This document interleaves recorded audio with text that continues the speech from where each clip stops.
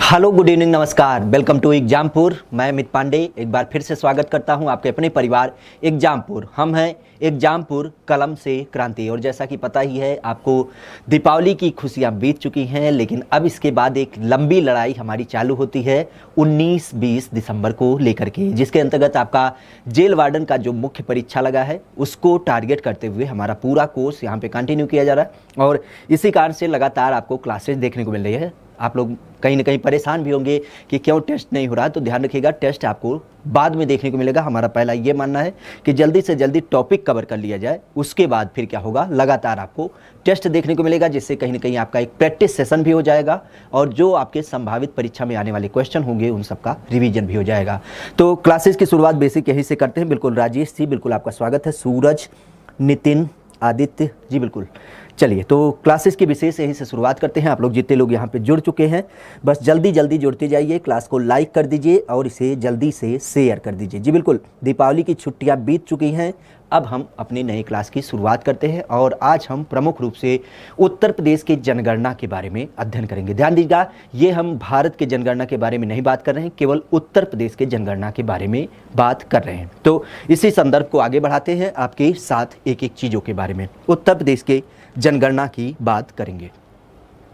जनगणना की अगर जो बात करें उत्तर प्रदेश की, उससे पहले 2-4 पॉइंट आपको समझना चाहिए। जैसे पहली बात अगर जो करें तो जनगणना हमारे यहाँ पे कब किया जाता है, तो एक चीज़ याद रखिएगा कि हर 10वें साल पे, प्रत्येक 10वें साल पे क्या किया जाता है, जनगणना आपकी की जाती है। मतलब हमारे यहाँ पे जब 10 साल बीत जाता है उसके बाद क्या किया जाता है, जनगणना किया जाता है। जैसे अगर जो हम पिछली की बात करें तो आपको पता ही है कि 2001 में पिछली जनगणना हुई थी। इससे पहले की अगर बात करें तो वो आपकी 2011 की वर्तमान जनगणना चल रही है, जो कि आंकड़े आपको पता ही हैं कि 2011 से पूछे जाएंगे। और इसके साथ अगर जो अगली जनगणना की बात करते हैं तो अगली जनगणना हमारी 2021 में होगी।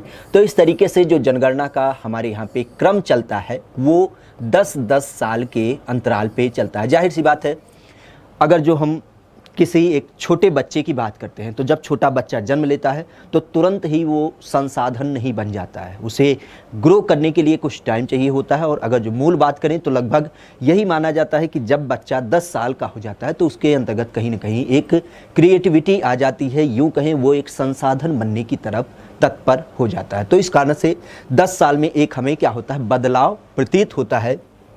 और इसी के संदर्भ में हम क्या करते हैं, जनगणना हर 10 साल पे अपनी काउंट करते हैं। जनगणना की अगर जो बात करें तो एक मूल पॉइंट निकल के आता है कि जनगणना किसके द्वारा कराया जाता है, या बार बार क्वेश्चन पूछा जाता है कि ये जो जनगणना आती है तो संविधान के किस सूची के अंतर्गत आती है। क्योंकि आपको पता ही है कि जनगणना विशेष करके मानव संसाधन की बात होती है। और सूचियों की जब बात करते हैं तो हमारे यहाँ पे कुल 3 प्रकार की सूचियाँ हैं आपके किसमें, संविधान के अंतर्गत, जहाँ पे एक है केंद्र सूची, दूसरी है राज्य सूची और तीसरी है आपकी समवर्ती सूची, जिसे हम कॉन्करेंट लिस्ट भी बोलते हैं। तो इसी समवर्ती सूची के अलावा हमारे यहाँ पे जो केंद्र सूची होती है, उस केंद्र सूची का ये एक प्रमुख विषय है जनगणना, क्योंकि केंद्र सरकार के द्वारा इसे पूरा कंडक्ट किया जाता है। जहाँ पे काउंटिंग की बात की जाती है तो ये आपके संघ सरकार के द्वारा कराया जाता है, जिसे हम केंद्र सरकार या सेंट्रल गवर्नमेंट भी बोलते हैं। जनगणना की अगर जो बात करते हैं तो याद रखिएगा, पहले केंद्र सरकार के अलग अलग तरीके से डिपार्टमेंट के द्वारा इसका काउंटिंग किया जाता था। पहले इसकी जब बात करते हैं तो हमारे यहाँ पे अलग अलग तरीके से रैंडम रूप से क्या होता था, जनगणना कराया जाता था। लेकिन अब ये ज़रूरत महसूस की जाने लगी, क्योंकि जब हमारे मानवों की बात करते हैं तो मानव अपने आप में एक संसाधन है, तो क्यों ना इस संसाधन का सदुपयोग किया जाए। और इसके कारण ही 1961 में, सन 1961 में इस जनगणना को हमारे यहाँ पे जो गृह मंत्रालय पड़ता है, गृह मंत्रालय जिसे हम होम मिनिस्ट्री करते हैं, उसी के अंतर्गत एक पार्टिकुलर विभाग बना दिया गया, जिसे नाम दिया गया जनगणना विभाग। इसकी जब बात करते हैं तो इसका नाम ही कर दिया गया जनगणना विभाग, जो कि केवल एक ही काम करता कि जो आपके 10 साल पे जनगणना किए जाते, इनकी काउंटिंग सही रूप से करवाता, पूरे भारत में या पूरे देश में कितने लोग निवास करते हैं, उन सब चीज़ों के बारे में हमें एक सुनिश्चित आंकड़ा देता। इसके साथ ही अगर बात करें तो हमारे वर्तमान जनगणना आयुक्त के बारे में पूछा जाता है, क्योंकि जो जनगणना विभाग की बात कर रहे हैं तो जैसे हम मान लेते हैं एग्जामपुर की बात करते हैं, सिंपल लॉजिक है, एग्जामपुर के हेड के रूप में हम देखते हैं कि विवेक सर हैं। इसी तरीके से कोई भी संस्थान होता है तो उसका एक मुखिया होता है। जैसे हम मान लेते हैं कि हमारे देश के प्रधान कौन माने जाते हैं, राष्ट्रपति माने जाते हैं। तो इसी तरीके से हर विभाग का अपना एक प्रमुख होता है, और उसी तरीके से जो हमारी जनगणना विभाग है उसकी जब बात करते हैं तो इसके प्रमुख के रूप में जो हमें नाम देखने को मिलता है उसे हम जो पद सुशोभित करते हैं, जैसे देश के लिए हम राष्ट्रपति संबोधन देते हैं, प्रधान के लिए प्रधानमंत्री संबोधन देते हैं, उसी तरीके से जो हमारे यहाँ पे जनगणना एक तरीके से प्रमुख होता है उसे हम महापंजीयक एवं जनगणना आयुक्त नाम देते हैं। महापंजीयक एवं जनगणना आयुक्त नाम देते हैं। कई बार आपके परीक्षा में सीधे सीधे इनसे भी क्वेश्चन आया है कि ये बताइए वर्तमान में भारत के जनगणना आयुक्त कौन है। तो याद रखिएगा, इनसे पहले शैलेश थे। हमें पता था कुछ लोग शैलेश नाम दोगे, लेकिन शैलेश की जब बात करते हैं तो ये इनसे पहले थे। वर्तमान में आपके जनगणना आयुक्त केंद्र सरकार के जो हैं वो आपके विवेक जोशी हैं। वर्तमान में आपके महापंजीयक एवं जनगणना आयुक्त विवेक जोशी हैं, जो कि केंद्र सरकार के द्वारा आपके सुनिश्चित किए गए हैं। तो ये साथ ही साथ याद रखेंगे, क्योंकि किसी भी तरीके से आपसे क्वेश्चन पूछा जा सकता है।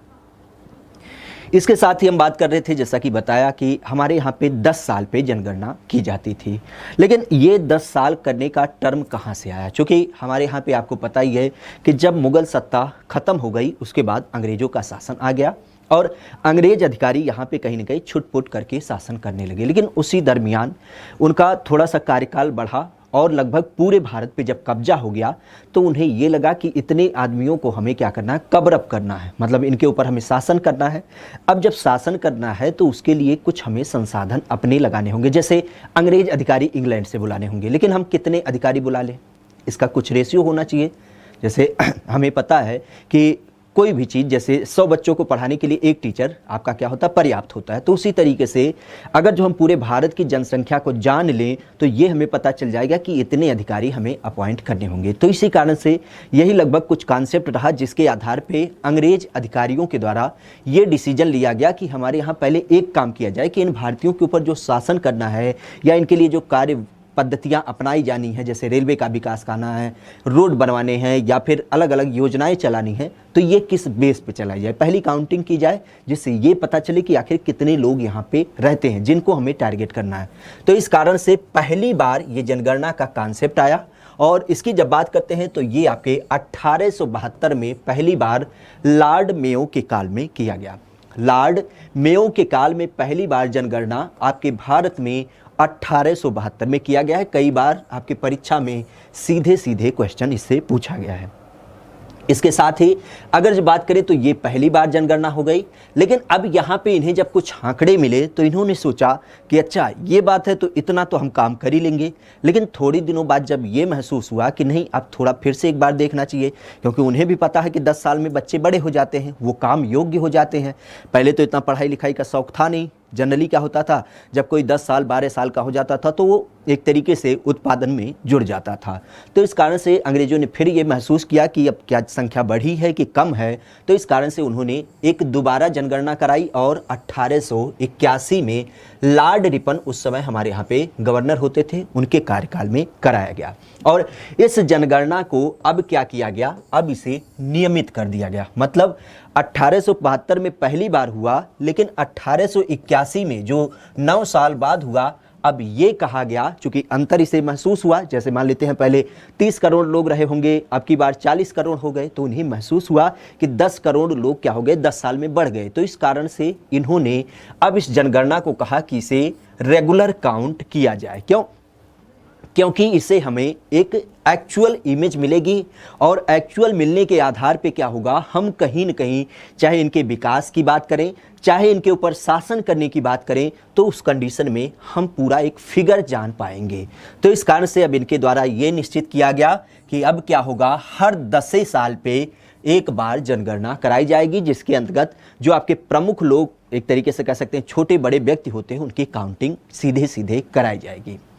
याद रखिएगा, विश्व स्तर पे 11 जुलाई जो होता है, 11 जुलाई को हम विश्व जनसंख्या दिवस के रूप में मनाते हैं। 11 जुलाई आप आसानी से याद रख सकते हैं कि जब हम महिला या फिर पुरुष की बात करते हैं, जी जब हम महिला या फिर पुरुष की बात करते हैं तो उस संदर्भ में आपको पता ही है कि महिला और पुरुष के संदर्भ में ये दोनों कहीं न कहीं समाज के एक अभिन्न अंग माने जाते हैं। और ऐसा भी माना जाता है कि एक महिला बराबर एक पुरुष, मतलब एक कंधा महिला है अगर जो, तो दूसरा कंधा क्या है, पुरुष है। तो इसी में आप देख सकते हैं कि एक और एक दोनों बराबर बराबर है, मतलब अपने आप में कहीं न कहीं इनकी इक्वलिटी की बात करते हैं तो अपने आप में बराबर है। तो इससे आप थोड़ा सा लिंक कर पाएंगे, एक और एक, यानी कि 11 जुलाई हमारे यहाँ पे विश्व जनसंख्या दिवस के रूप में मनाया जाता है। इसके साथ ही अगर बात करें तो भारत की जो वर्तमान जनगणना चल रही है 2011 की, चूंकि आपने देखा कि हमारे यहाँ पे पहली बार जनगणना 1872 में, लेकिन 1881 से लगातार कर दिया गया। और अब की अगर जो बात करते हैं 2011 की, तो इस कंडीशन में अगर जो आप पूरा गैप देखेंगे तो यहाँ पे ये जनगणना आपको 15वीं जनगणना के रूप में देखने को मिलेगी।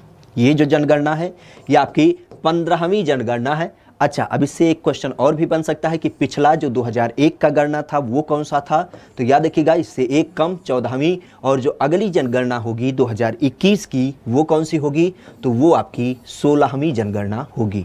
ये संदर्भ याद रखते चलिएगा। और जनगणना की जब बात करते हैं तो इसका आदर्श वाक्य क्या था, इसका मोटो क्या था, इसका थीम क्या था, कई बार थीम वगैरह परीक्षा में पूछी जा सकती है। तो याद रखिएगा कि हमारी जनगणना हमारा भविष्य, मतलब हमारी जो पॉपुलेशन है ये कहीं ना कहीं हमारे लिए एक संसाधन है। तो इस कारण हम यही मानते हैं कि जो हमारी पॉपुलेशन है, हमारी जनसंख्या है, वही हमारे भविष्य को डिसाइड करेगी। तो इसी से आपका थीम भी निकाला गया कि हमारी जनगणना हमारा भविष्य, our census our future, our census our future, ये इसका थीम वाक्य था। अब जैसा कि हमने बताया 2011 की जनगणना आपकी 15वीं जनगणना है, लेकिन आने वाली जनगणना 2021 में होगी। और इस जनगणना की जब बात करते हैं तो पहले जो जनगणना होती थी वो जनरली पेपर वर्क पे होता था, एक कागज़ होता था, उस पर लिखा जाता था कितने लोग हैं, राम है, श्याम है, मोहन है, रीता है, गीता है, मतलब पूरे फैमिली का डिटेल होता था। लेकिन अब थोड़ा अब भी डिजिटल मोड में आ गए हैं, तो सरकार भी चाह रही है कि पेपर वर्क क्यों किया जाए, तो इस कारण से ये भी क्या कर रही है, 2021 की जो जनगणना होगी वो पेपर सेंसस ना होकर के अब डिजिटल सेंसस के माध्यम से किया जाएगा, जहां पे जैसे आप एप्लीकेशन पे ऑनलाइन मॉक टेस्ट देते हो उसी तरीके से इसमें भी क्या किया जाएगा, अलग अलग तरीके से आपके गणना काउंट किए जाएंगे। ध्यान रखिएगा 2011 की जब गणना की गई थी तो उस आधार पे 5 रुपये का क्या किया गया था, एक सरकारी डाक टिकट भी जारी किया गया था। जनगणना के संदर्भ में एक क्वेश्चन आपसे और भी पूछा जा सकता है कि 2011 की जो जनगणना थी उसका शुभंकर क्या था, उसका शुभंकर क्या था। तो शुभंकर याद रखिएगा, जो खास करके इसका लोगो की बात करते हैं या इसके एक तरीके से मोटो की बात करते हैं, तो मोटो के अलावा जो आपको चिन्ह देखने को मिलता है उसकी जब बात करते हैं तो इसे हम प्रगणक शिक्षिका कहते हैं। चूँकि जनगणना करने का कार्य जो करती हैं वो जनरली आपकी शिक्षक लोग ही करते हैं, शिक्षक या फिर शिक्षिका करती हैं जो विद्यालय में पढ़ाती हैं। और जाहिर सी बात है गणना करना, तो गणना करना मतलब लोगों की गणना करना, काउंटिंग करना, इसी से शब्द लिख रहा है। तो इस तरीके से आप देख सकते हैं कि जो शिक्षिका कहीं ना कहीं लोगों की काउंटिंग कर रही है उसे हमने क्या कहा, प्रगणक शिक्षिका बोला। और इस तरीके से यही वेशभूषा इसका क्या किया गया, एक लोगो के रूप में, शुभंकर के रूप में चुना गया, जो कि प्रगणक शिक्षिका है 2011 की जनगणना की, 2011 की जनगणना की प्रगणक शिक्षिका लोगो है। इसके साथ ही अगर बात करें तो उत्तर प्रदेश की जो पहली जनगणना नीति लाई गई आपके प्रदेश में, तो पहली जनगणना नीति कब लाई गई, तो याद रखिएगा इस जनगणना नीति को 11 जुलाई 2000 को घोषित किया गया। अभी हमने बताया 11 जुलाई विश्व जनसंख्या दिवस के रूप में मनाया जाता है। और इसी के साथ अगर जो बात करें तो राज्य स्तर पे जनगणना 2011 में जो आपकी प्रस्तुत की गई उसके अंतिम आंकड़े कब जारी किए गए, मतलब काउंटिंग तो होती रही लेकिन अंतिम रूप से कब इसको प्रदर्शित किया गया, लोगों के सामने कब दिया गया, तो याद रखिएगा 29 मई 2013 को इस आंकड़े को लोगों के पास प्रस्तुत किया गया। इसके साथ ही एक क्वेश्चन आपसे और भी पूछता है कि जनरली जब हम नगर निगम की बात करते हैं तो नगर निगम में ज़्यादा मात्रा में हमें क्या होता है, आबादी बड़ी मात्रा में देखने को मिलती है, मतलब यूँ कहें कि ज़्यादा मात्रा में लोग यहाँ पे निवास करते हैं। और उसी आधार पे अगर जो बात करें तो 10 लाख से अधिक 10 लाख से अधिक जनसंख्या वाले कुल उत्तर प्रदेश में कितने नगर हैं? कई बार परीक्षा में पूछा गया है, तो याद रखिएगा कुल हमारे यहाँ पे 7 नगर हैं। कुल 7 नगर हैं 10 लाख से अधिक जनसंख्या वाले। इसके अंतर्गत अगर बात करें तो प्रमुख रूप से आपका लखनऊ 1, इसके साथ ही कानपुर 2, कानपुर नगर, तीसरा है गाजियाबाद, चौथा आपका आगरा, पांचवें की बात करते हैं तो आपका मेरठ, छठे की बात करते हैं तो आपका बनारस, सातवें की जब बात करते हैं तो आपका प्रयागराज। तो ये आपके 7 ऐसे नगर हैं जहां पे जनसंख्या की जो मात्रा है वो आपकी 10 लाख से अधिक है। इसके साथ ही अगर बात करें तो 10 लाख की आबादी से अधिक जनसंख्या वाले कुल कितने जिले हैं, तो ये भी याद रखिएगा जिलों के संदर्भ में, चूंकि हमारे यहाँ पे कुल 75 जिले थे। हालांकि याद रखिएगा कि जब जनगणना हुई थी तो उस टाइम केवल 71 जिलों को काउंट किया गया था, क्योंकि बाद में 3 जिले आपके बने थे। लेकिन अगर जो हम उसके आधार पर बात करें तो हमारे यहाँ पे कुल 71 जिलों में 12 ऐसे जिले हैं जहाँ पे क्या है 10 लाख से अधिक जनसंख्या निवास करती है। तो जिलों के संदर्भ में भी याद रखिएगा कि 10 लाख से अधिक संदर्भ में आपके जिले कितने हैं, तो आपके 12 हैं। उत्तर प्रदेश के ही संदर्भ में अगर जो बात कर रहे हैं तो याद रखिएगा यहाँ की कुल जनसंख्या कितनी है। कुल जनसंख्या 2-3 चीजें आपके टिप्स में बिल्कुल याद होनी चाहिए, और जितनी आपकी वन लाइनर आ रही है ये तो बिल्कुल याद ही होनी चाहिए। जैसे हम कुल जनसंख्या की बात करते हैं, आवाज क्लियर है ना? ठीक है, चलो बाकी अपने में लगे रहो, कमेंट करो। यार दीपावली से छूटे हो, इतना लंबा छुट्टी मारे हो, उसके बाद भी प्रॉब्लम आ रही है तुम लोगों को। बड़ा इंपॉर्टेंट टॉपिक होता है बाबू, समझ सकते हो। जनसंख्या से चाहे कुछ आए चाहे ना आए, 1-2 नंबर तो पक्का ही पक्का आता है, और इतने आसानी से आप लोग केवल बस अपने में चेटी आए हो। अरे दीपावली में पटाखा फोटे, रसगुल्ला खाए, इससे ज़्यादा क्या खुशी चाहिए? ध्यान से थोड़ी पढ़ाई कर लेते तो और मज़ा आ जाता। 19-20 दिसंबर आपका ही टास्क है, हमारे लिए नहीं है। हम तो चाहते तो 2-3 टेस्ट और लगा के खिसका सकते थे सिलेबस, भाई हम भी तो यहीं पे पढ़े हैं, लेकिन नहीं, आपके हित की बात कर रहे हैं लेकिन समझ में ही नहीं आ रहा। थोड़ा चैट कम कर दो, चीज़ों को देख लोगे एक बार, अगर जो फिगर आ जाएगा ना तो वहाँ पे जब 4 ऑप्शन मिलेंगे तो अकस्मात आपका टिक लग जाएगा। जी रिंकू बाबू ध्यान दीजिए। चलिए कुल जनसंख्या की जब बात करते हैं तो हमारे उत्तर प्रदेश में कितनी जनसंख्या है, तो ध्यान रखिएगा उत्तर प्रदेश में जो कुल जनसंख्या है वो है 19,98,12,341। 19,98,12,341 ये हमारे यहाँ पे टोटल जनसंख्या है। अब इस जनसंख्या के 2 स्वरूप देखने को मिलते हैं। 2 स्वरूप में आपको पता ही है 2 रूप कौन कौन से, एक तो पुरुषों के संदर्भ में देखने को मिलता है, और जब हम पुरुषों की बात करते हैं तो हमारे यहाँ पे कुल पुरुष 10,44,80,510 ये पुरुषों की संख्या निकल के आती है। और इसी के साथ जब महिलाओं की बात करते हैं तो महिलाओं के संदर्भ में याद रखिएगा कि यहाँ पे 9,53,31,831 ये टोटल महिला जनसंख्या के रूप में आपको देखने को मिलता है। तो ये दोनों तो ना याद हो तब भी चलेगा, लेकिन ये फिगर आपको विशेष याद होना चाहिए। कितनी? 19,98,12,341। इसके साथ ही अगर जो बात करें तो हमारे उत्तर प्रदेश में दशकीय वृद्धि मतलब ये समझिएगा कि जनसंख्या जैसे कि हमने बताया कि 10 साल में काउंट की जा रही है, तो इसी 10 साल में इसका ओवरऑल रेशियो क्या रहा, किस गति के साथ ये वृद्धि की, जब उसकी बात करते हैं तो हमारे यहाँ पे दशकीय वृद्धि 20.23% हमारे यहाँ पे दशकीय वृद्धि थी। इसके साथ ही अगर बात करें तो हमारे यहाँ पे जन घनत्व कितना था, तो जन घनत्व के बारे में याद रखिएगा कि 1 किलोमीटर लंबाई और 1 किलोमीटर चौड़ाई के अंतर्गत कितने लोग निवास करते हैं, उन्हीं लोगों की संख्या के औसत को ही हम क्या मानते हैं, औसत जन घनत्व मानते हैं। और उत्तर प्रदेश की जब बात करते हैं तो उस कंडीशन में 829 लोग रहते हैं। 1 किलोमीटर के दायरे में 829 लोग रहते हैं जनसंख्या घनत्व की जब बात करते हैं। इसके साथ ही अगर बात करें तो हमारे यहाँ पे लिंगानुपात की बात आती है। लिंगानुपात माने याद रखिएगा कि लिंगानुपात मतलब बेसिक यही होता है, चूंकि आपको पता ही है सोसाइटी में 2 लिंग देखने को मिलते हैं, एक होता है फीमेल और दूसरा होता है मेल। इनकी जब बात करते हैं तो 1000 पुरुष के ऊपर या यूं कहें 1000 मेल के ऊपर कितनी फीमेल की संख्या देखने को मिलती है, इसे ही हम लिंगानुपात के रूप में नापते हैं। और इस आधार पर अगर जो बात किया जाए तो हमारे उत्तर प्रदेश का जो लिंगानुपात है वयस्कों के अंतर्गत, ध्यान रखिएगा वयस्कों या जिसे हम एडल्ट बोलते हैं, और वयस्कों की जब बात करते हैं मतलब बड़े व्यक्तियों की बात करते हैं, तो जो आपके सीनियर होते हैं एक तरीके से, उनकी जब बात की जाती है तो वहाँ पे जनसंख्या आपकी 912 देखने को मिलती है। मतलब 1000 अगर जो पुरुष होंगे तो उस कंडीशन में 912 यहाँ पे महिलाएं होंगी।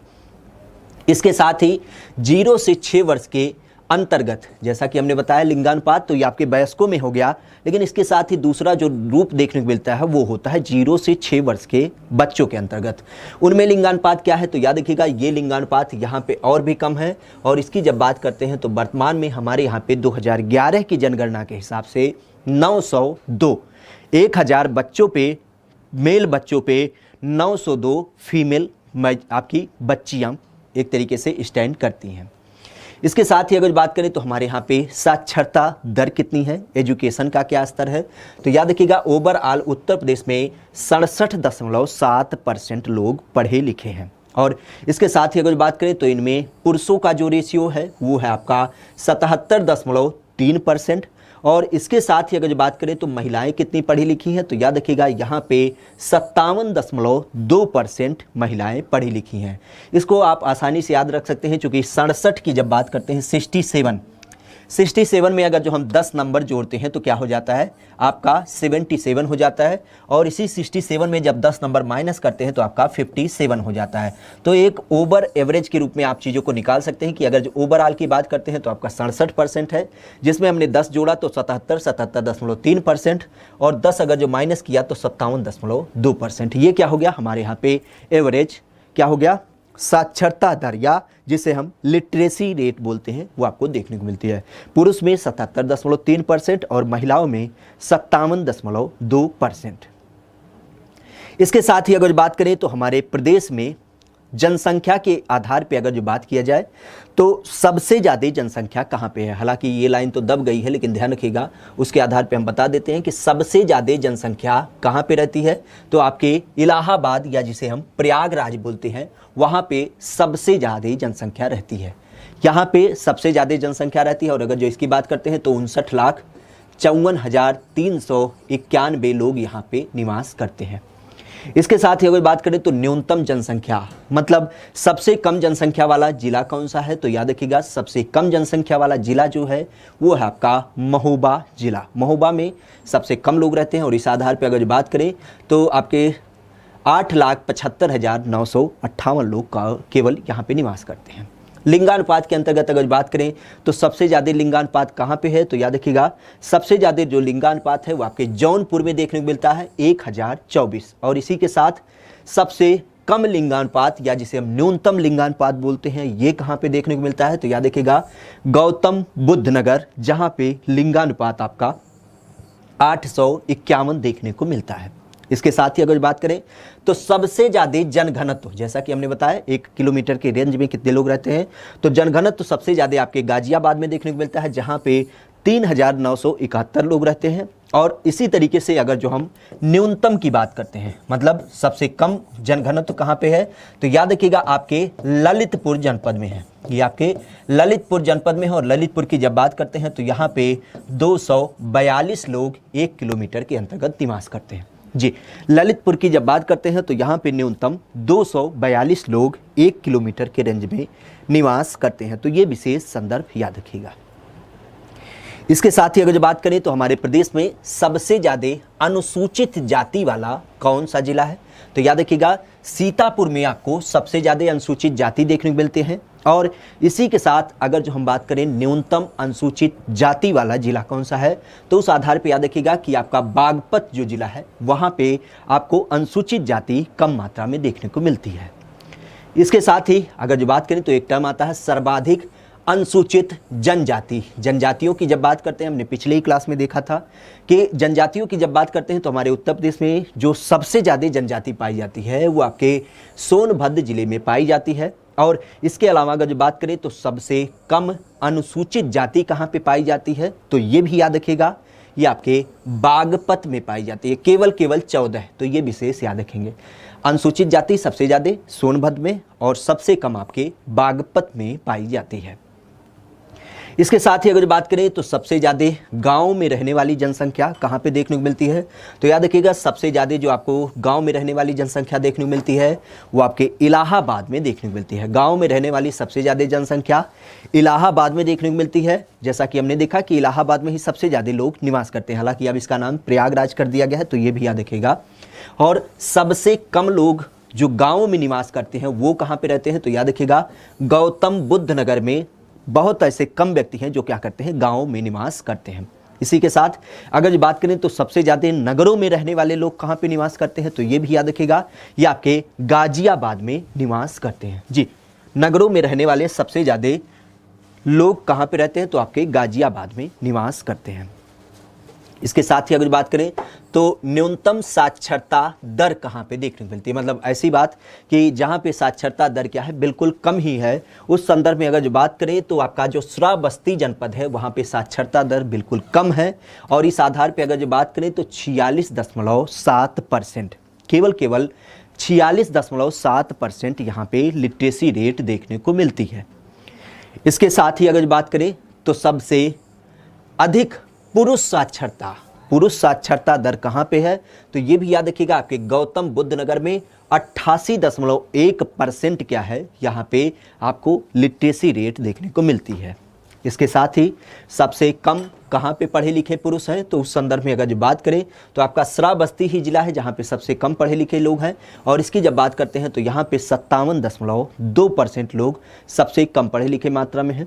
इसके साथ ही सबसे ज़्यादा महिला कहाँ पे पढ़ी लिखी हैं, तो याद रखिएगा सबसे ज़्यादा जो आपकी पढ़ी लिखी महिलाएं हैं वो आपके कानपुर नगर में है, जहाँ पे 75.1% महिलाएं पढ़ी लिखी देखने को मिलती हैं। और इसी के साथ अगर बात करें, जैसा कि आपने देखा सबसे ज़्यादा पढ़ी लिखी महिला कानपुर से हैं, तो सबसे कम की बात करता है तो याद रखिएगा सबसे कम कहाँ पे पढ़ी लिखी है। और इसकी जब बात करते हैं तो ये फिर से एक बार श्रावस्ती ही हो जाता है कि श्रावस्ती की जब बात करते हैं तो यहाँ पे महिलाएं सबसे कम पढ़ी लिखी हैं। अगर जो इसकी बात करते हैं तो लगभग 34.8% महिलाएं क्या होती हैं, आपके श्रावस्ती की पढ़ी लिखी हैं। तो इस तरीके से सबसे ज़्यादा और सबसे कम जो कि आपके परीक्षा में क्वेश्चन के रूप में आता है, उन चीज़ों को क्या किया हमने आपके साथ डिस्कस किया।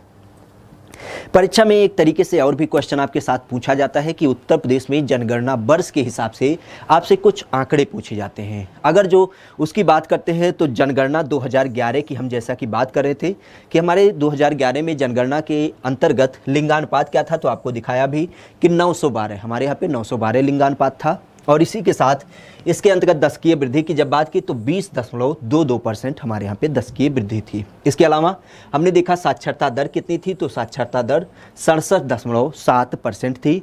और इसके अलावा जनघनत्व की जब बात करते हैं तो जनघनत्व हमारे यहाँ पे 829 था। ओवरऑल अगर जो बात करें तो आज के समय में लगभग सबसे बढ़ा हुआ आंकड़ा था। लेकिन क्वेश्चन जो पूछा जाता है इस संदर्भ में पूछा जाता है कहाँ पे, यहाँ पे ये क्वेश्चन पूछा जाता है कि ये बताइए सबसे ज़्यादा वृद्धि कब हुई थी। चूँकि आप देख पा रहे हैं कि यहाँ पे 20.22% है, लेकिन यहाँ पे अगर जो वृद्धि के संदर्भ में बात करें तो देखिएगा 25 से याद रखिए 25.7, 25.6, 25.8, तो जाहिर सी बात है 25.8 क्या होता है, एक बड़ा नंबर होता है। और यही क्वेश्चन आपके परीक्षा में बार बार पूछा गया है कि ये बताइए किस वर्ष के दौरान हमारे उत्तर प्रदेश की दशकीय वृद्धि क्या थी, सबसे अधिक थी, तो वो आपका वर्ष हो जाएगा 1901 से लेकर के 2000 के बीच। 1991 से लेकर के 2001 के बीच हमारे यहाँ पे 25.85% की दशकीय वृद्धि देखने को मिली। यहीं पे एक क्वेश्चन और भी पूछा जा सकता है कि हमारे यहाँ पे जनघनत्व में जो आपका लिंगानुपात में अनुपात देखने को मिला उसमें कितने अंक की वृद्धि हुई, तो अंकों के संदर्भ में याद रखिएगा चूंकि 12 यहाँ पे है और 2 यहाँ पे, तो कुल मिला के 14 अंकों का अंतर आपको यहाँ पे लिंगानुपात के अंतर्गत देखने को मिला। इसी तरीके से जनघनत्व के बारे में भी क्वेश्चन पूछ सकता है, तो ये भी याद रखिएगा कि जनघनत्व हमारा जो देखने को मिलता है वो कितना है। चूंकि 2001 की जब बात करते हैं तो वहाँ पे 690 था, अब आपका 829 हो गया है, तो इसमें काफ़ी लंबा आपको उछाल देखने को मिलता है। तो ये सारे क्वेश्चन के आपके अलग अलग फॉर्मेट हो सकते हैं जो कि आपके परीक्षा में अलग अलग तरीके से पूछे जा सकते हैं। अब इसके साथ ही अगर बात करें तो बड़ी तेजी के साथ देखिएगा, क्योंकि ये सारे फॉर्मेट आपको हल्के संदर्भ में पता होनी चाहिए कि सबसे ज़्यादा लोग कहाँ पे निवास करते हैं या सबसे कम लोग कहाँ पे निवास करते हैं। अगर जो बात करें तो सबसे ज़्यादा जनसंख्या आपके जो निवास करती है उस संदर्भ में 5 जिले कौन कौन से हैं, तो याद रखिएगा आपका इलाहाबाद पहले नंबर पे है जिसे प्रयागराज बोलते हैं, दूसरे नंबर पे मुरादाबाद, तीसरे नंबर पे गाजियाबाद, चौथे नंबर पे आजमगढ़ और पांचवें नंबर पे लखनऊ। एक जनरली हमने बार बार चर्चा भी किया है सूत्र या जिसे हम ट्रिक भी कहते हैं, और उस आधार पे इस चीज़ को हम आपको बताने की कोशिश भी करते हैं। जी, सूत्र ये है कि जनरली आप जानते हैं कि हमारे प्रधानमंत्री जी क्या करते हैं, अलग अलग लोकेशन में आते जाते रहते हैं, तो उन्हीं से आपका संदर्भ है कि प्रधानमंत्री गए आज लखनऊ, इसी से आपका नाम निकल आएगा। और इसकी जब बात करते हैं तो इसी आधार पे आप देख सकते हैं कि पहला शब्द है प्र, और प्र से आपका प्रयागराज जिसे इलाहाबाद कहते हैं। मंत्री की जब बात करते हैं तो म में पहला शब्द माँ से मुरादाबाद। गए का पहला शब्द ग, जिसे हम गाजियाबाद नाम दे सकते हैं। आज की अगर जो पहले शब्द की बात करते हैं तो अ से आपका आजमगढ़, और लखनऊ अपने आप में पता ही है। तो इस तरीके से एक शब्द के सहारे क्या करेंगे आप, ये क्रम आप तैयार कर सकते हैं जो कि आपकी परीक्षा में पूछा जा सकता है। जी, क्या कि प्रधानमंत्री गए आज लखनऊ। अच्छा, जैसे हमने देखा कि आपके सबसे ज़्यादा जनसंख्या, इसी आधार पे अगर जो बात करें तो आपका दूसरा संदर्भ आता है कि सबसे कम जनसंख्या कहाँ पे देखने को मिलती है। तो याद रखिएगा सबसे कम जनसंख्या के मामले में पहला नंबर है महोबा डिस्ट्रिक्ट का, और इसके साथ ही दूसरे नंबर पे चित्रकूट, तीसरे नंबर पे हमीरपुर, चौथे नंबर पे श्रावस्ती और पाँचवें नंबर पे ललितपुर। ध्यान रखिएगा पहले नंबर पे महोबा, दूसरे नंबर पे चित्रकूट, तीसरे नंबर पे हमीरपुर, चौथे नंबर पे श्रावस्ती और पाँचवें नंबर पे आपका ललितपुर। तो ये आपके 5 जिले ऐसे जहां पे आपको न्यूनतम जनसंख्या देखने को मिलती है, न्यूनतम जनसंख्या देखने को मिलती है। जी, इसके लिए भी एक आप सूत्र याद रख सकते हैं या जिसे ट्रिक हम कह सकते हैं। सूत्र की जब बात करते हैं तो एक नाम आपको पता ही है माही। माही की जब बात करते हैं जो आपके महेंद्र सिंह धोनी हैं, माही की जब बात करते हैं तो माही चित्रहार, जनरली आपने पुराने समय में देखा भी होगा गाने वगैरह से संबंधित एक सीरियल आता था संडे के दिन जिसे हम चित्रहार बोलते हैं। माही चित्रहार देखा, माही चित्रहार देखा किसके साथ, श्रद्धा और ललित के साथ। 2 बच्चे हैं श्रद्धा और ललित, इनके साथ महेंद्र सिंह धोनी ने क्या किया, चित्रहार देखा। इसी से आप शब्द को निकाल सकते हैं। माही की जब बात करते हैं तो माँ शब्द से महोबा, चित्र के शब्द से चित्रकूट, हार के पहले शब्द से हमीरपुर, और इसके साथ श्रद्धा के पहले शब्द से श्रावस्ती और ललित के पहले शब्द से आपका ललितपुर। तो ये भी आपका एक तरीका हो सकता है जिसके माध्यम से किसी भी तरीके से आप चीज़ों को याद रख सकते हैं। बाकी ये हम नहीं कहेंगे कि चीज़ों को आपके ऊपर थोपा जाए, क्योंकि आपके ये सारी जो जी, तो ये सारे जो संदर्भ देखने को मिलते हैं ये विशेष इसी आधार पे देखने को मिलते हैं क्योंकि परीक्षा में अलग अलग तरीके से पूछे जा सकते हैं। जी, तो इस कारण से हम चीज़ों को आपके साथ शेयर कर रहे हैं। न्यूनतम जनसंख्या कहाँ पे आपको देखने को मिलती है। अच्छा, न्यूनतम की जब बात की, अधिकतम की जब बात की, तो अब दूसरा टर्म हमारा आता है सबसे ज़्यादा पुरुष कहाँ पे निकलते हैं, आपके मेल आबादी कहाँ पे देखने को मिलती है। और उस आधार पे अगर जो बात करें तो आपका वही क्रम होगा, इलाहाबाद जिसे आप प्रयागराज कहते हैं, दूसरा मुरादाबाद, तीसरा गाजियाबाद, चौथा कानपुर नगर और पांचवा लखनऊ। ध्यान रखिएगा यहाँ आजमगढ़ हट गया है, अब इसकी जगह पे क्या हो गया, कानपुर नगर हो गया। बाकी पूरा क्रम वही है। तो आपका इलाहाबाद, मुरादाबाद, गाजियाबाद, कानपुर नगर और फिर लखनऊ, यहाँ पे सबसे ज़्यादा पुरुष आपको देखने को मिल रहे हैं। पुरुषों के मामले में सबसे ज़्यादा पुरुष यहीं पे आपको देखने को मिल रहे हैं। पुरुषों के बाद अगर जो बात करें तो सबसे कम पुरुष कहाँ पे देखने को मिलते हैं, ये भी क्वेश्चन आपसे पूछा जा सकता है। तो फिर से याद रखिएगा पुराना वाला क्रम, जैसे हमने न्यूनतम जनसंख्या देखा तो वही क्रम होगा, जहाँ पे पहले नंबर पे आपका महोबा ही है, दूसरे नंबर पे चित्रकूट हो जाएगा, तीसरे नंबर पे हमीरपुर हो जाएगा, चौथे नंबर पे श्रावस्ती और पांचवें नंबर पे आपका ललितपुर। तो ये आपके 5 जिले ऐसे हो जाएंगे जहां पे न्यूनतम पुरुष आबादी देखने को मिली है। महोबा, चित्रकूट, हमीरपुर, श्रावस्ती और फिर ललितपुर, ये विशेष याद रखिएगा। अब जैसा कि हमने पुरुषों के बारे में देखा तो अब दूसरा टर्म आता है हमारे महिलाओं के बारे में। तो सबसे ज़्यादा महिलाएं कहाँ पे निवास करती हैं, तो वही क्रम आपका फिर से एक बार होगा, इलाहाबाद, आजमगढ़, लेकिन यहाँ पे ध्यान दीजिएगा जौनपुर नाम आ गया है। तो आपके इलाहाबाद के बाद आजमगढ़, उसके बाद जौनपुर और जौनपुर के बाद मुरादाबाद और फिर लखनऊ। तो यहाँ पे थोड़ा सा क्रम बदल गया है, इस संदर्भ को ध्यान रखिएगा। इलाहाबाद जिसे प्रयागराज कहते हैं, दूसरे नंबर पे आजमगढ़, तीसरे नंबर पे जौनपुर, चौथे नंबर पे मुरादाबाद और पाँचवें नंबर पे आपका लखनऊ। तो ये विशेष याद रखेंगे महिलाओं के संदर्भ में। जब हम फीमेल की बात करते हैं तो उस कंडीशन में उनकी सेंसस क्या देखने को मिलती है, इसकी बात यहाँ पे की जाती है। जी, महिलाओं के संदर्भ में आपके सबसे ज़्यादा जनसंख्या के मामले में 5 जिले। इसके साथ ही अगर बात करें तो सबसे कम महिला आबादी कहाँ पे देखने को मिलती है, सबसे कम फीमेल जनसंख्या कहाँ पे देखने को मिलती है, अगर जो उसकी बात करते हैं तो एक बार फिर से महोबा सबसे कम महिला यहाँ पे रहती हैं। दूसरे नंबर की जब बात करते हैं तो दूसरे नंबर पे चित्रकूट, यहाँ पे सबसे कम महिलाएं रहती हैं। तीसरे नंबर पे आपका हमीरपुर, यहाँ पे फिर से एक बार सबसे कम जनसंख्या रहती है महिलाओं की। चौथे नंबर पे आपका श्रावस्ती होता है और इसके बाद पाँचवें नंबर पे आपका ललितपुर आता है। तो इस तरीके से 5 जिले आपके महोबा, चित्रकूट, हमीरपुर, श्रावस्ती और ललितपुर, ये आपके 5 ऐसे जिले जहां पे सबसे कम मात्रा में महिलाएं निवास करती हैं। तो ये संदर्भ याद रखिएगा, परीक्षा के दृष्टिकोण से आपसे क्वेश्चन अलग अलग तरीके से पूछा जा सकता है, वही संदर्भ आपके साथ शेयर किया जा रहा है। जैसा कि हमने देखा सबसे ज़्यादा पुरुष और सबसे ज़्यादा महिलाएं, सबसे कम पुरुष और सबसे कम महिलाएं। अब इसके बाद हमारे पास जो दूसरा टर्म आता है वो आता है सबसे ज़्यादा दशकीय वृद्धि। और दशकीय वृद्धि हमने यही बताया कि आपके 10 साल के अंतर्गत जो ओवरऑल एवरेज वृद्धि देखने को मिलती है, जैसा कि हमारे उत्तर प्रदेश का पता ही है 20.23%, ये हमारे उत्तर प्रदेश का क्या है, दशकीय वृद्धि है। और उसी आधार पर अगर जो हम 5 जिलों की बात करते हैं तो आप देखिएगा पहले नंबर पे है गौतम बुद्ध नगर। और गौतम बुद्ध नगर की जब बात करते हैं तो यहाँ पे दशकीय वृद्धि ध्यान रखिएगा 49.1%, लगभग 50% के रेशियो से यहाँ पे वृद्धि आपको देखने को मिल रही है। गौतम बुद्ध नगर के बाद आपका गाजियाबाद, यहाँ पे भी जनसंख्या वृद्धि सबसे ज़्यादा है। तीसरे नंबर पे आपका श्रावस्ती और चौथे नंबर की जब बात करते हैं तो चौथे नंबर पे आपका बहराइच हो जाता है। इसके अलावा 5वें नंबर की जब बात करते हैं तो 5वें नंबर पे आपका बलरामपुर। तो इस तरीके से 5 ऐसे जिले जो क्या है जनसंख्या वृद्धि में जो आपका दशकीय वृद्धि है उस हिसाब से आपको देखने को मिल रहे हैं। गौतम बुद्ध नगर, गाजियाबाद, श्रावस्ती, बहराइच और बलरामपुर।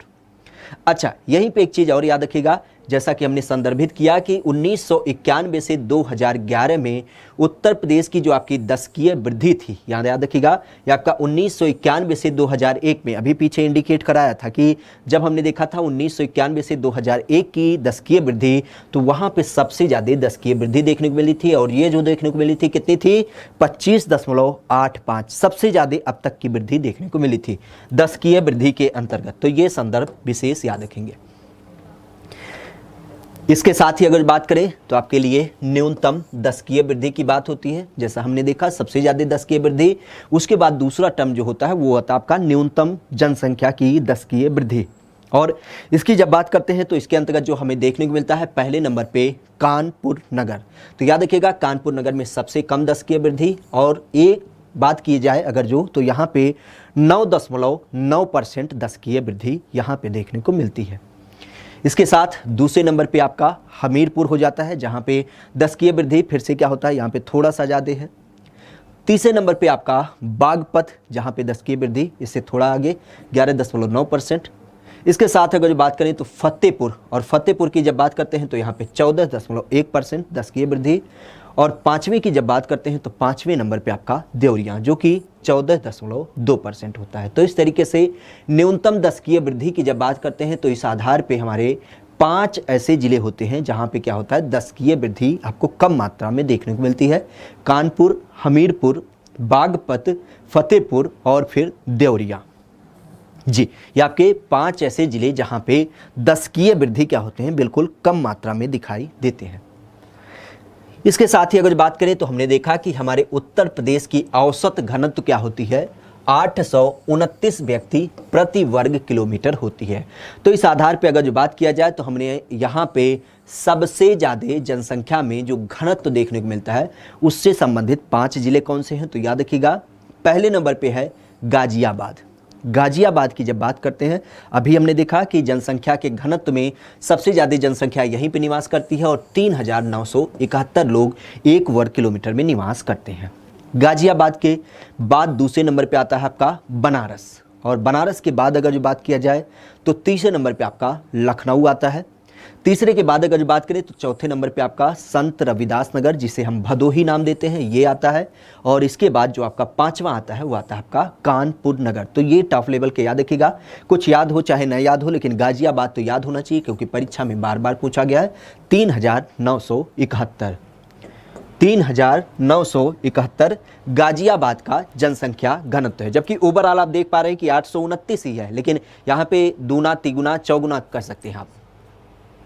इसके साथ ही अगर बात करें तो हमारे प्रदेश में न्यूनतम जनसंख्या का घनत्व कहाँ पे देखने को मिलता है, तो न्यूनतम जनसंख्या घनत्व की जब बात करते हैं तो अभी हमने चर्चा किया कि ललितपुर जिले में सबसे कम जनसंख्या घनत्व देखने को मिलती है और इसका जो नंबर आता है वो आता है 242 व्यक्ति प्रति वर्ग किलोमीटर।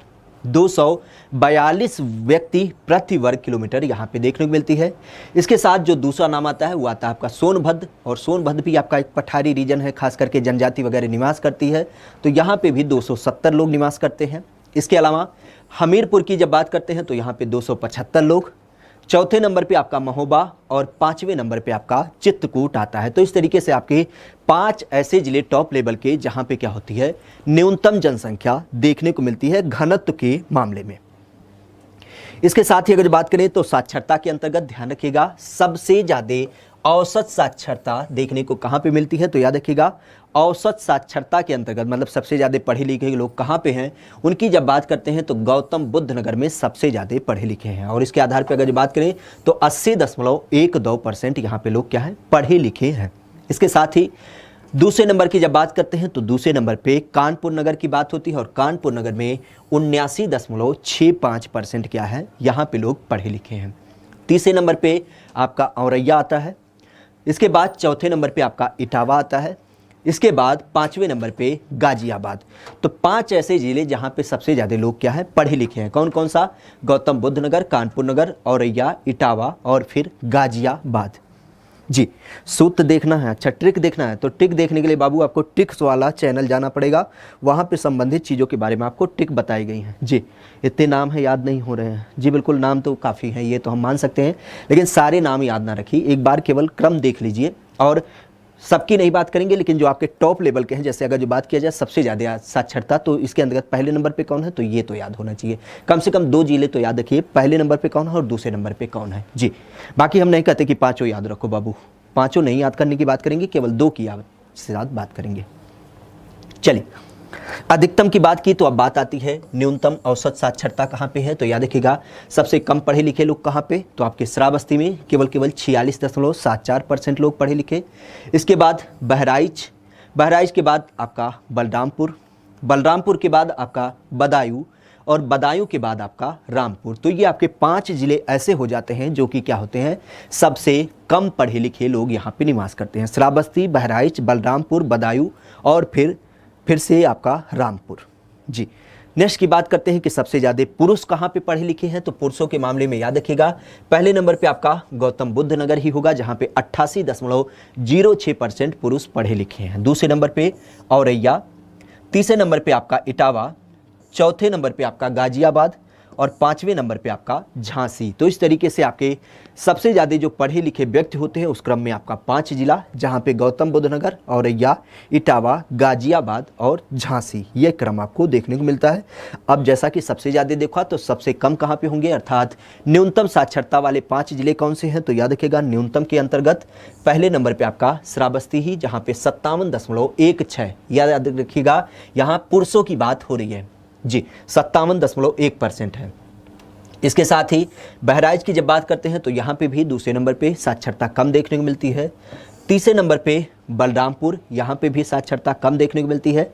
और इसके साथ अगर जो बात करें तो आपका चौथे नंबर पे बदायूं और 5वें नंबर पे रामपुर। तो ये आपके 5 ऐसे जिले होते हैं जो क्या होते हैं, खास करके पुरुष साक्षरता के अंतर्गत सबसे कम देखने को मिलते हैं। अब जब हमने पुरुषों की बात की तो इसके बाद दूसरा क्रम आता है महिलाओं को लेकर के। और महिलाओं की जब बात करते हैं तो महिलाओं के मामले में सबसे अधिक या सबसे कम साक्षरता कहाँ पे है? अगर जो एक की बात करते हैं तो कानपुर नगर में सबसे ज़्यादा पढ़ी लिखी महिलाएं हैं और इनकी जब बात करते हैं तो 75.05% महिलाएं यहाँ पे पढ़ी लिखी हैं। इसके साथ ही दूसरे नंबर पे आपका लखनऊ पड़ता है। तीसरे नंबर की जब बात करते हैं तो आपका गौतम बुद्ध नगर, जहाँ पे महिलाएं अधिक पढ़ी लिखी हैं। चौथे नंबर पे आपका औरैया और पांचवा नंबर पे गाजियाबाद। तो ये आपके 5 ऐसे ज़िले जहाँ पे महिलाएं क्या हैं, सबसे ज़्यादा पढ़ी लिखी हैं। इसके साथ जैसा हमने सबसे ज़्यादा देखा तो सबसे कम कहाँ पे पढ़ी लिखी हैं, अर्थात न्यूनतम कहाँ पे पढ़ी लिखी हैं, इस संदर्भ में याद रखिएगा श्रावस्ती जिले की जब बात करते हैं तो वहाँ पे सबसे कम पढ़ी लिखी महिलाएं और आपको 34.78% महिलाएं यहाँ पे पढ़ी लिखाई दिखाई दे रही हैं। इसके साथ बहराइच की जब बात करते हैं तो बहराइच में उसके बाद कम, उसके बाद बलरामपुर की बात करते हैं तो उससे ज़्यादा पढ़ी लिखी, बदायूं उससे ज़्यादा और फिर 5वें नंबर पे आपका रामपुर। तो ये आपके 5 ज़िले ऐसे जहाँ पे महिला साक्षरता बिल्कुल कम है। पहले नंबर पे श्रावस्ती बिल्कुल कम, उसके बाद बहराइच, फिर बलरामपुर, फिर बदायूं, फिर आपका रामपुर। तो ये आपके 5 ऐसे ज़िले जहाँ पे महिलाएं क्या है, बिल्कुल कम पढ़ी लिखी मात्रा में है। इसके साथ ही अगर बात करें तो ये एक टर्म आता है सबसे ज़्यादा लिंगानुपात वाला जिला कौन सा है? तो याद रखिएगा सबसे ज़्यादा लिंगानुपात वाला जिला आपका जौनपुर है। इसके साथ दूसरे नंबर पे लिंगानुपात में आजमगढ़ आता है और तीसरे नंबर की जब बात करते हैं तो तीसरे नंबर पे आपका देवरिया, चौथे नंबर पे आपका प्रतापगढ़ और 5वें नंबर पे आपका सुल्तानपुर। तो ये विशेष याद रखेंगे, लिंगानुपात के अंतर्गत वयस्कों के अंतर्गत सबसे ज़्यादा कहाँ? जौनपुर, आजमगढ़, देवरिया, प्रतापगढ़ और सुल्तानपुर। ये आपके 5 ऐसे ज़िले हैं जहाँ पे वयस्कों के अंतर्गत लिंगानुपात सबसे ज़्यादा देखने को मिलता है। इसके साथ ही अगर जो हम न्यूनतम लिंगानुपात की बात करते हैं, मतलब सबसे कम लिंगानुपात कहाँ पे देखने को मिलता है, सेक्स रेशियो कहाँ पे देखने को मिलता है, अगर जो इसकी बात करते हैं तो गौतम बुद्ध नगर में सबसे कम लिंगानुपात देखने को मिलता है। इसके बाद हमीरपुर और बागपत, ये दोनों साथ ही साथ हैं, यहाँ पे लिंगानुपात कम देखने को मिलता है। इसके बाद तीसरे नंबर पे आपका कानपुर नगर, बांदा और मथुरा ये आता है, यहाँ पे भी लिंगानुपात कम होता है। चौथे नंबर की जब बात करते हैं तो चौथे नंबर पे आपका औरैया, यहाँ पे भी जनसंख्या में लिंगानुपात कम होता है और 5वें नंबर पे आपका जालौन। तो ये आपके टॉप लेवल के 5 ऐसे जिले जहाँ पे न्यूनतम सेक्स रेशियो देखने को मिल रहा है। कौन कौन सा? गौतम बुद्ध नगर, हमीरपुर, बागपत, कानपुर नगर, बांदा, मथुरा और औरैया, साथ ही साथ जालौन। ये आपके 5 ऐसे जिले जहाँ पे न्यूनतम लिंगानुपात देखने को मिलता है। अब जैसा कि हमने बताया लिंगानुपात, तो इसी तरीके से दूसरा टर्म है और वो है सर्वाधिक शिशु लिंगानुपात। हमने बताया था 0 से 6 वर्ष के बच्चों के बारे में, लिंगानुपात के बारे में, और उसके अंतर्गत अगर बात किया जाए तो पहले नंबर पे कौन? तो पहले नंबर पे आपका बलरामपुर। पहले नंबर पे 0 से 6 वाले लिंगानुपात में सबसे ज़्यादा लिंगानुपात कहाँ पे? तो आपके बलरामपुर में। इसके साथ ही दूसरे नंबर पे आपका संत कबीर नगर, जी संत कबीर नगर, और इसके बाद आपका बहराइच और बहराइच के साथ ही आपका सिद्धार्थ नगर जो कि तीसरे नंबर पे। चौथे नंबर की जब बात करते हैं तो चौथे नंबर पे आपका बाराबंकी और इसके साथ ही अंबेडकर नगर, ये आपके चौथे नंबर पे आता है। और 5वें नंबर की जब बात करते हैं तो 5वें नंबर पे आपका फैजाबाद आता है। तो इस तरीके से 5 ऐसे ज़िले जो कि सबसे ज़्यादा लिंगानुपात के अंतर्गत देखे जाते हैं। तो कौन कौन सा? बलरामपुर, संत कबीर नगर, बहराइच, सिद्धार्थ नगर, बाराबंकी और फिर फैजाबाद। ये आपके 5 ऐसे ज़िले जहाँ पे सबसे ज़्यादा लिंगानुपात शिशुओं के अंतर्गत। अब इसी के साथ दूसरा टर्म आता है और वो होता है न्यूनतम शिशु लिंगानुपात। कहाँ पे है? न्यूनतम की जब बात करते हैं तो पहले नंबर पे आपका बागपत। न्यूनतम शिशु लिंगानुपात की बात हो रही है, मतलब 0 से 6 वर्ष के बच्चों की बात हो रही है, उसके अंतर्गत जो सेक्स रेशियो होता है उसमें पहले नंबर पे आपका बागपत है, दूसरे नंबर पे आपका गौतम बुद्ध नगर है, तीसरे नंबर की जब बात करते हैं तो तीसरे नंबर पे आपका गाजियाबाद है, चौथे नंबर की जब बात करते हैं तो चौथे नंबर पे आपका मेरठ है, और 5वें नंबर की जब बात करते हैं तो 5वें नंबर पे आपका बुलंदशहर है। तो इस तरीके से आपके सेक्स रेशियो के अंतर्गत 5 ऐसे ज़िले जो क्या देखने को मिलते हैं, लिंगानुपात में सबसे कम देखने को मिलते हैं। इसके साथ ही एक टर्म और याद रखिएगा, सबसे ज़्यादा नगरीय जनसंख्या कहाँ पे रहती है, मतलब शहरों के अंतर्गत जनसंख्या कहाँ पे निवास करती है।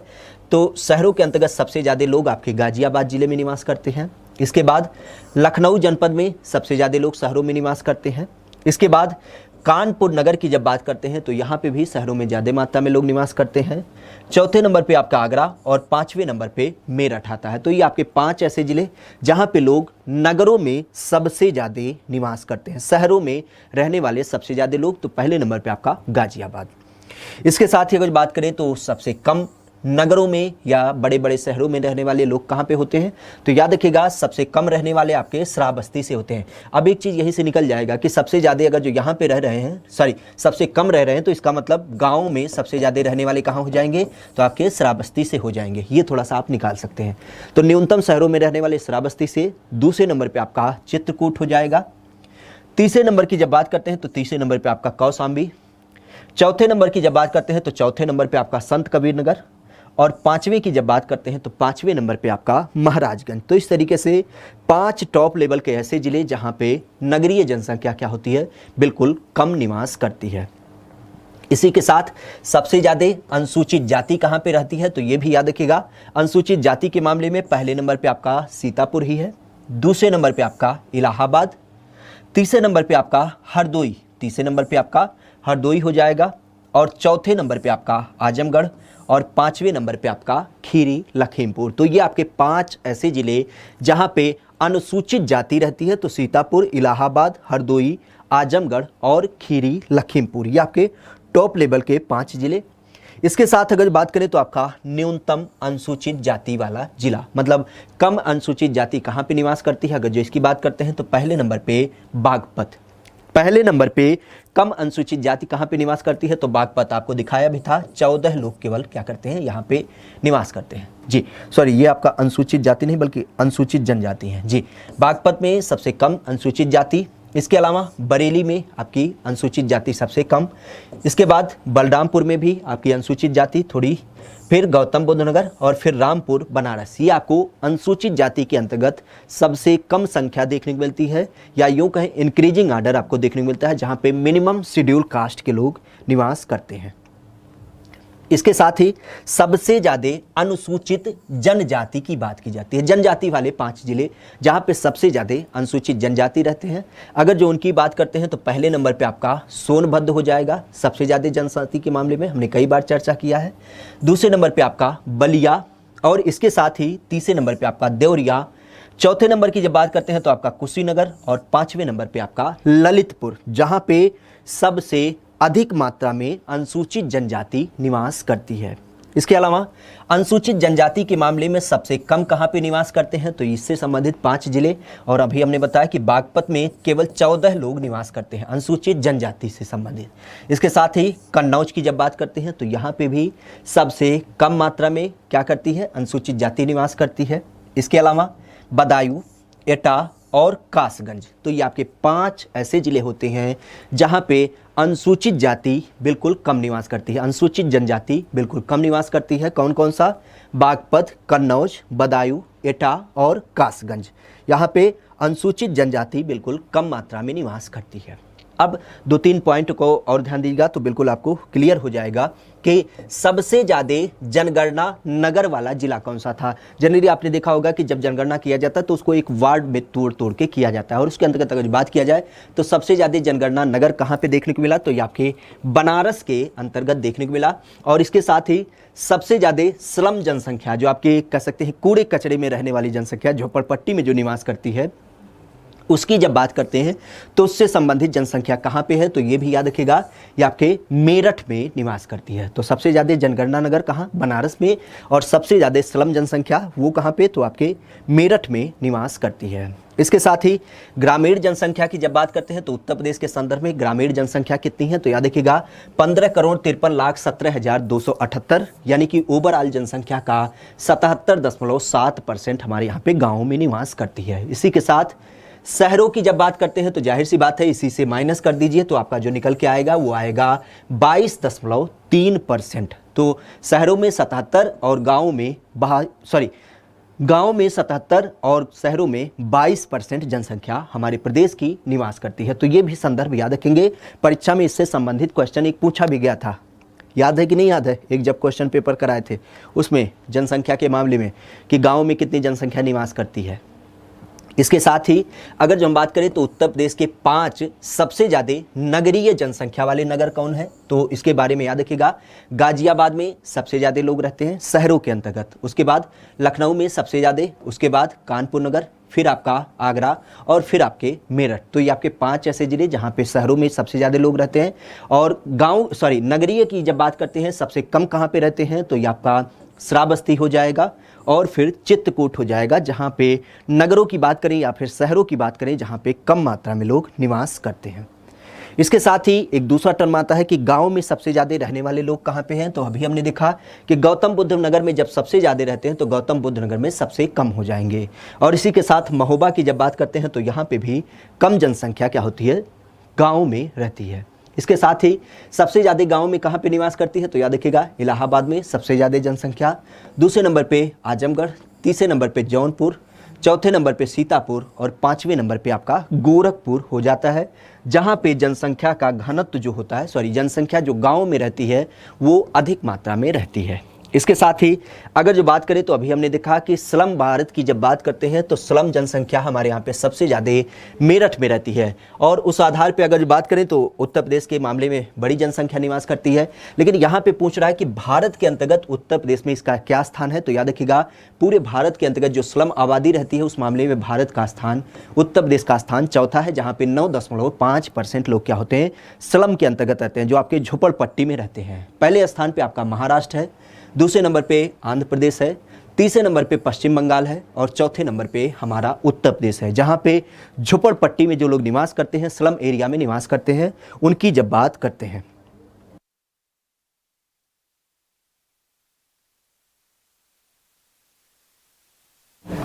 जी, तो इसके साथ ही अगर बात करें तो एक टर्म और आता है कि उत्तर प्रदेश में धर्म के आधार पे कितनी जनसंख्या है 2011 के आधार पे, क्योंकि कई बार परीक्षा में पूछा गया कि हमारे यहाँ पे सबसे कम जनसंख्या किसकी है या ज़्यादा कितनी है।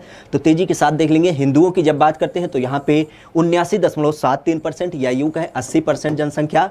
मुस्लिमों की जब बात करते हैं तो यहाँ 19.26% जनसंख्या। सिख की जब बात करते हैं तो इनकी संख्या 0.3%। ईसाई की जब बात करते हैं तो इनकी संख्या 0.18%। जैन की जब बात करते हैं तो इनकी जनसंख्या 0.11%। बौद्धों की जब बात करते हैं तो इनकी जनसंख्या 0.11% और अन्य की जब बात करते हैं तो 0.01%। तो इस तरीके से अगर बात करें तो हिंदू हमारे यहाँ पे सबसे ज़्यादा रहते हैं। और इसी के साथ अगर बात करें तो बौद्धों की संख्या हमारे प्रदेश में सबसे कम है। जी, बौद्धों की संख्या हमारे यहाँ पे बिल्कुल कम है।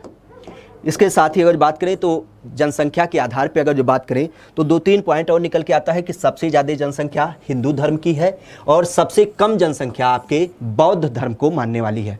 और इसी तरीके से अगर जो धार्मिक जनसंख्या की बात करते हैं तो हिंदू पहले नंबर पे, मुस्लिम दूसरे नंबर पे, तीसरे नंबर पे सिख, चौथे नंबर पे ईसाई, 5वें नंबर पे जैन और 6ठे नंबर पे आपका बौद्ध। और इसी तरीके से एक क्वेश्चन और भी पूछा जाता है कि सबसे ज़्यादा पढ़ी लिखी जनसंख्या कौन सा है, तो याद रखिएगा जैन धर्म सबसे ज़्यादा पढ़ी लिखी जनसंख्या है। यहाँ पे 93.2% लोग क्या है, पढ़े लिखे हैं। और तथा सबसे कम जनसंख्या किसके अंतर्गत पढ़ी लिखी है, तो ये भी याद रखिएगा मुस्लिम धर्म के लोग सबसे कम पढ़े लिखे हैं। और अगर जो इनकी बात करते हैं तो 47.8% लोग इसके क्या हैं, पढ़े लिखे हैं। और इसी तरीके से सबसे ज़्यादा लिंगानुपात किस धर्म में है, तो याद रखिएगा ईसाई धर्म में सबसे ज़्यादा लिंगानुपात है 961। और इसके साथ ही सबसे कम लिंगानुपात आपकी सिख धर्म में है जो कि आपका 877 है।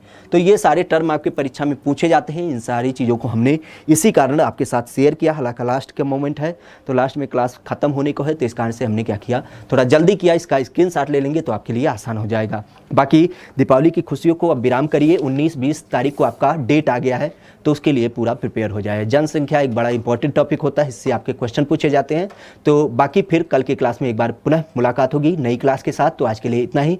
Thank you, all the best, good night, शुभ रात्रि। और याद रखिएगा 499 वाला बैच चल रहा है जहाँ पे यूट्यूब से संबंधित सारे वीडियो के आपके PDF और टेस्ट सीरीज वहाँ पे प्रोवाइड किए जा रहे हैं। तो आज की क्लास के लिए इतना ही। Thank you, all the best.